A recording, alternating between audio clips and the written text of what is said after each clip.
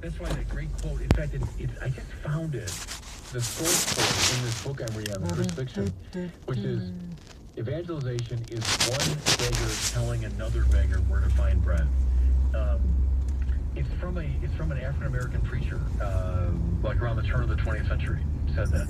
And I thought, it's the best definition I've ever seen. It's one beggar, we all are, I'm a beggar, telling another beggar, hey, I found where there's bread, you know. So that's mission. That's mission now, the evangelizing mission of those who've been changed by Jesus Christ. Go do it. Set down the water jar and go announce. What I like about this last principle, especially as a married man, is that if we read the woman at the well through this betrothal lens, seeing Jesus coming to marry, not literally, but spiritually, this woman at the well, marriage always leads to mission. It isn't just a proposal and then you're fine for the rest of your life.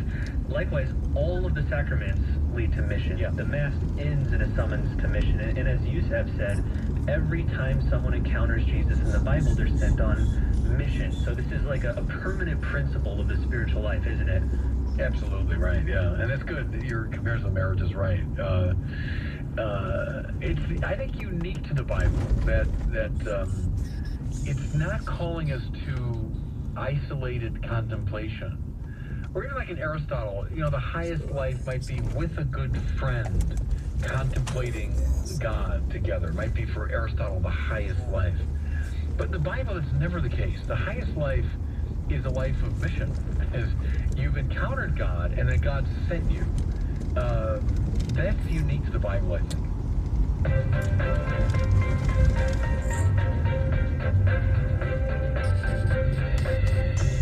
Well, it's time now for our regular question from a listener. We take a question every single episode from listeners like you, and if you have one that you'd like to ask Bishop Barron, you can record it at askbishopbarron.com. Today we have a great question from Nicholas in London, who wonders how God draws us to himself. So here's Nicholas.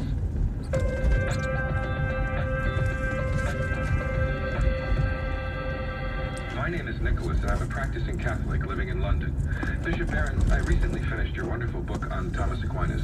I fully believe in the notion of a non-competitive God, in particular, that the divine in all of us attracts us to him.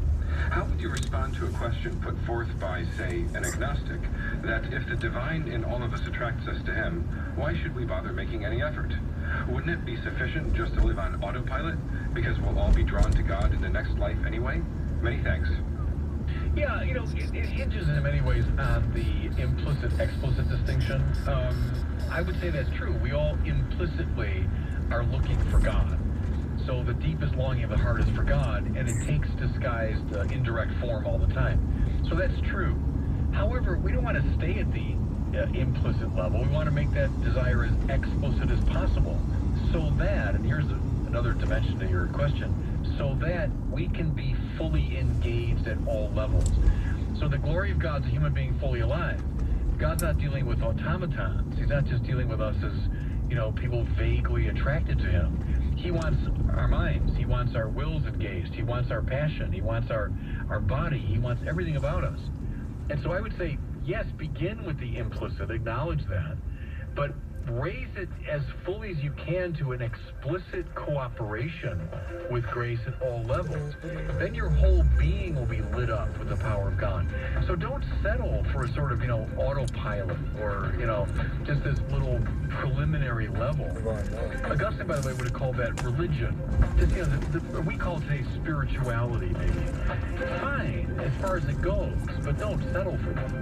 Well, thanks again for listening to this episode of the Word on Fire show. Wherever you're listening, whether it's on the radio, on our website, on a podcast, we encourage you to visit wordonfireshow.com, where you can find more resources related to this episode and also instructions on how to subscribe to the show. It's free to subscribe, and it ensures that you'll never miss a future episode. It comes to you right when the episode debuts.